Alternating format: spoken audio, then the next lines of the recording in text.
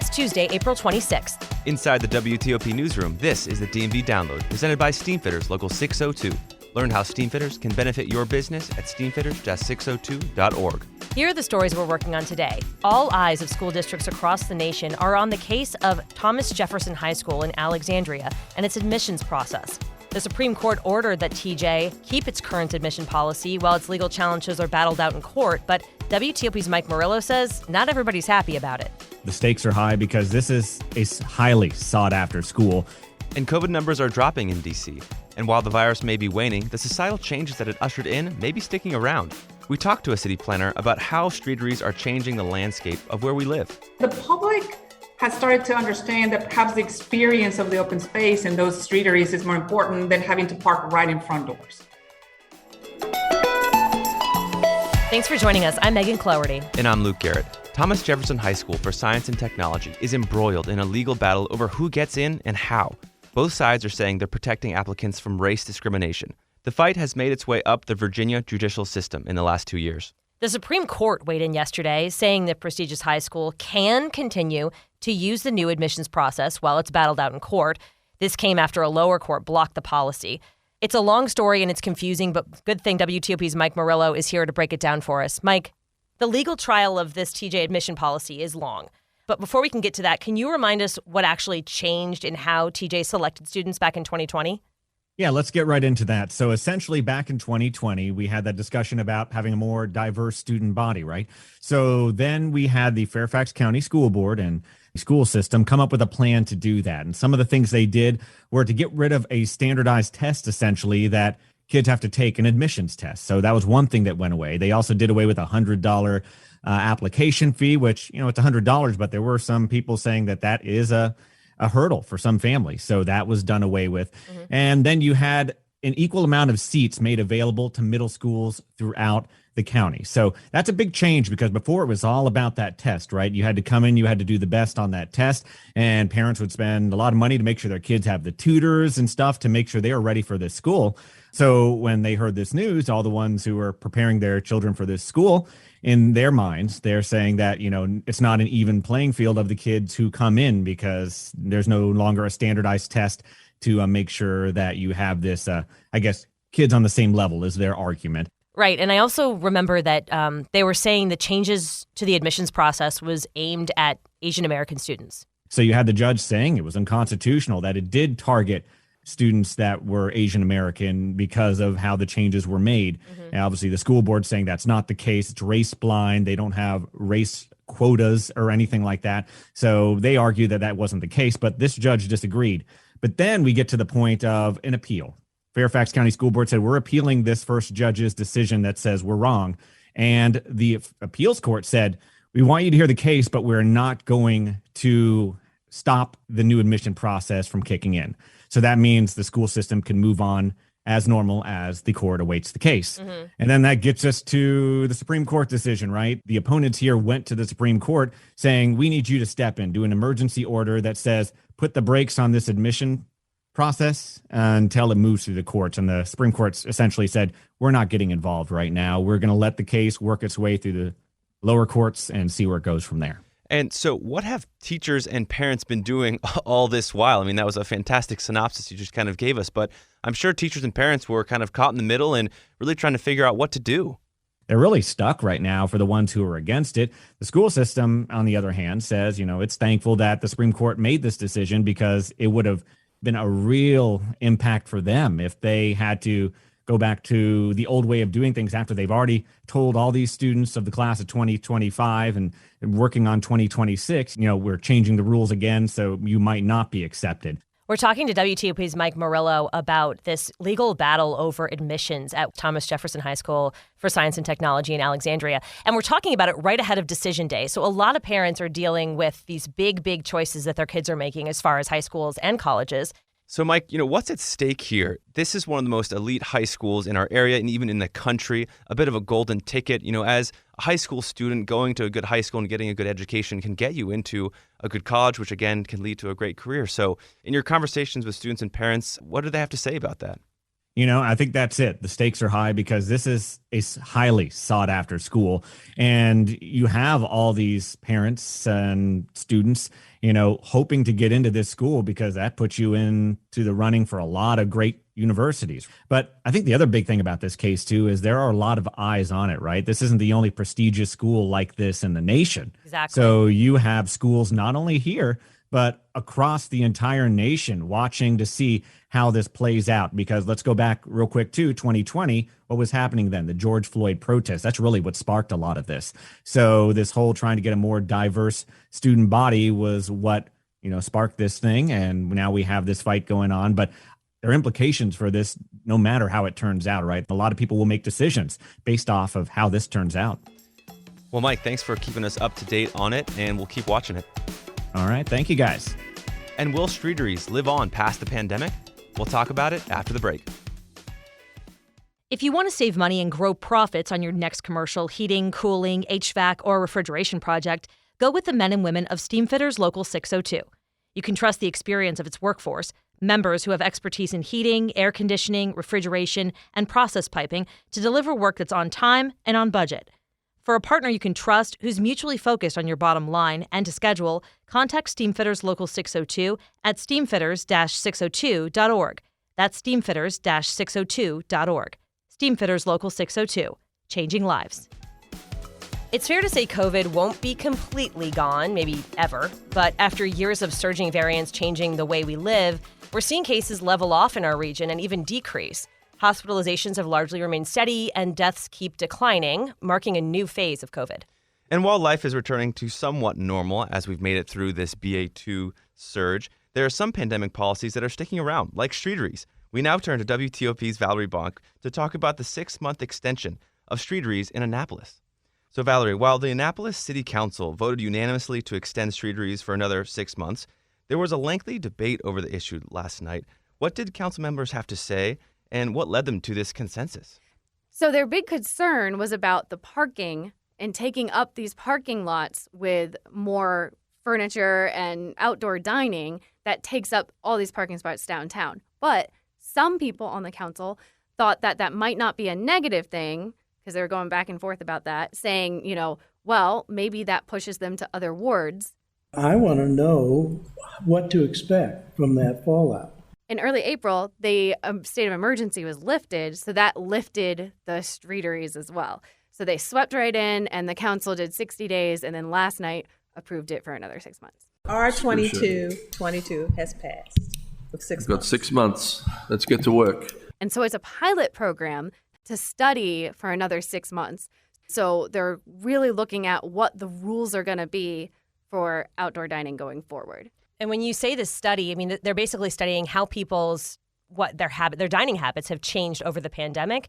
You touched on this, but this could be a good thing because instead of going to downtown Annapolis, maybe they're going to Edgewater, maybe they're going, Crofton or the areas around there. I mean, they're helping out those businesses too. Yes. So they're thinking this might not be a negative thing, but they really need to look at the numbers and see what's happening.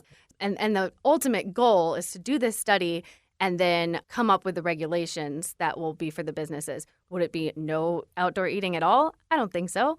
But, that's definitely on the table, as well as hard regulations and fees for businesses. They did talk about that a little bit. That's to be determined as to whether they'll have to pay for this and how much that'll be going forward. And I think during the pandemic, streeteries were kind of this positive thing that came out of it. People loved walking around. There's more space, more outdoor space. Is there any chance that after this study happens, these streeteries will just stay and it'll become a permanent kind of fixture of this urban setting in Annapolis? I think some people hope that. And I think the council members, there were a couple of them who said that some residents were getting upset by this. And I think it was more of an upset, that this was an in-between, that we don't really know what's happening with the regulations. So they're like, make up your mind. I think we've exhausted the residents' patience. And so it sounds like they just want some more information. When I first kind of started reading in about the story, I was like, oh, they've had 2 years. But to your point, it's been 2 years of low traffic because we've been in a pandemic. So only now, when more people are going out, and things are kind of more back to normal, you can kind of get a baseline. And that seems what this study is really getting at. Right. Yeah, I think that's exactly it. They haven't had enough traffic, hadn't had enough focus. And also it was wrapped up in that state of emergency. So I think now it's like, okay, now let's study it and see what people are doing, especially over the summer. And they did talk about the timing of it. Mm-hmm. Now they've got the whole summer and part of the fall to look at how people are gravitating and using those outdoor spaces. I think we saw so many things change during the pandemic, and so many of those things were allowed to happen because of these state of emergencies. And now that they're all fading, we're seeing maybe people picking what they kind of liked in those state of emergencies. Yeah, what they want to be the new normal. Right, and bring that into the fold. Absolutely. Valerie Bonk, breaking it down for us. Thank you so much for being here. Thanks for having me. We now turn to someone who actually does this sort of work, urban planning, which is where you plan how cities are really oriented and built for the people who live in them. Joining us now is Gabriella Connemar-Clark with Land Design in Alexandria, an urban designer.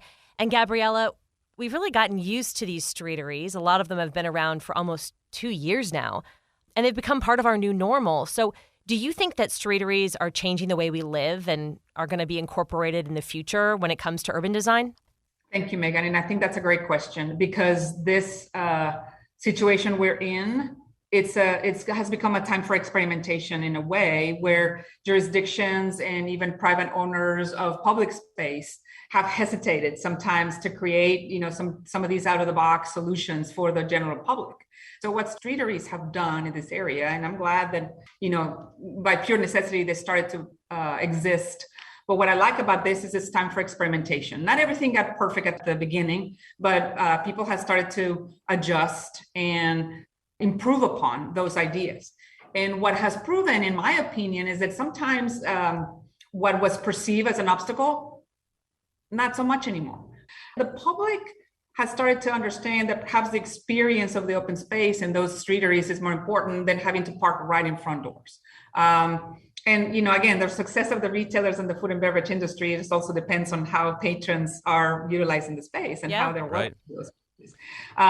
Infrastructure, Department of Transportation, how people use those streets, how do people park and how far apart from all these places, and how cars and pedestrians interact in the same sort of public space. And, in city council meetings, we're seeing a lot of this discussion kind of get distilled down to people kind of versus cars or transportation, because there's, again, such limited space here. So as we think about this issue, is it that simple? Is it really just cars versus people, or is it a little more complex than that? It's always more complex. Part of it, it boils down to that, but it's more complex. You start talking about emergency access. That's necessary and vital, right, for our citizens too. The functionality of our businesses, the loading areas, the thinking of how you service these businesses where perhaps has evolved over time. Furnishings and how people interact in the open space, from a simple bench. Is it movable or is it fixed in position? And what are the pros and cons of both of each option? I think this is the time where they start to test things, and sometimes the outcomes are pretty positive and unexpected. I think during the pandemic, we learned how space affects even, an intimate thing as like our mental health. So as a designer, can you maybe kind of explain that to us, how the space we interact in and live in does affect, who we are and what our community is in some part? I've always observed open space and how people move about spaces and what attracts us to go to certain places. And we are gregarious. That's the nature that's our nature. People want to be with people. And I think when we design spaces, we create spaces that are conducive for that. But also at the same time, there's a flexibility. Sometimes we want to be with people, but not on top of each other. It's not a festival. It's just enjoying a quiet space in a park, and everybody has a nice quiet corner, and it's fine. And then on Sunday afternoons or Friday or Saturday mornings, there's farmers market, and you want to be with everybody else. So I think that is the beauty of the spaces that we design these days, that we tend to, and we've been asked to provide as much flexibility as we possibly can. And for the mental well-being, social is one, but the other one is the elements of nature and open space, fresh air, elements of biophilia. This is something that has been mentioned many more times in the last few weeks and several projects that we've worked on here in the DC Metro, where biophilia is a term that is loosely defined as our relationship to nature. And people that live in the cities, we're a little more removed from real nature. How do we bring back, that notion of greenery and respite and songbirds and everything that comes with having trees and canopy and shade and all these comfortable, fabulous green spaces? How do we incorporate some of those things or those ingredients into the public spaces? This is fascinating.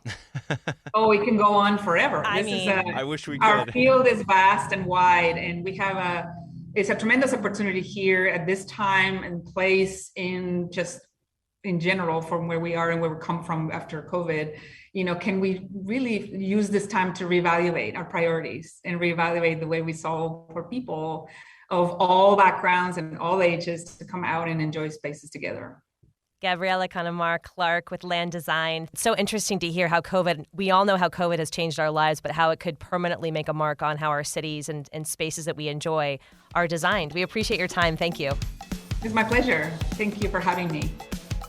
And before we go, Luke, there is a very cool announcement today in D.C. coming Juneteenth of this year. Have you heard about it? I hear it involves music. It involves music, yes. It's called the Something in the Water Festival, and Pharrell and his Pharrell friends are putting on this giant music festival. It's June 17th through 19th on the Mall.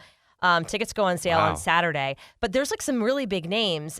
Calvin Harris, Chloe and Halle, Dave Matthews Band, John Baptiste, Little Baby, Usher, the Backyard Band, which is a local band, which I love, Rare Essence, a lot of other bands that I've never heard of because I'm now an old person. Well, that makes it fun. I'll be able to be exposed to new music that everyone else knows. But this is the rub. Let's hear it. It's expensive. What are we talking? Okay, well, maybe it's not expensive I think it's expensive. Okay, so for 3-day general admission, it's $300. They're obviously limited. Not everybody can go to this thing. But apparently it tiers all the way up to $550. Oh, VIP tickets. Oh, yeah. I mean, do you have $550 to go? I think maybe, too, it's because D.C. is free. Right? The Smithsonian's free. We have all of these things that you can go to that are awesome experiences that are free. So the idea that something's on the mall that costs $550, I'm like, Kind of a paradox. Yeah, not kind of a contradiction. It sounds like it. But it sounds like the Limes can be really fun. I mean, that's kind of the going rate for music festivals. But See, this is Luke Garrett. You heard it here first. The younger guy knows, and I have no idea. I think I just have to make a friend in Capitol Hill who has a good balcony. Oh, yeah. That I could go. That's not a bad plan. And also, I've been fighting off this cough. I think it's allergies. I don't know what it is, but I'm hoping you don't get it. But do you hear it in my voice? Yeah. Sort of a smoky, deep voice now. I think you might be catching something because your I might be too. Yeah, your voice you is might deeper too. A little frog in my throat, that's all. All right, we'll just pump some allergy medicine. That'll do it for us today on the DMV Download. Thanks for joining us. We are sponsored by Steamfitters Local 602. This show is produced by me, Luke Garrett. And me, Megan Cloherty. Our managing editor is Craig Schwab. And our music is by Real World. Give us a review and rate our show if you get the chance. You can find out more about the show and become one of our VIP listeners at dmvdownload.com. The DMV Download is a product of WTOP News. Listen on 103.5 FM in the D.C. area, 107.7 FM in Virginia, 103.9 FM in Frederick, Maryland, online at WTOP.com, and on the WTOP News app. Have a great night.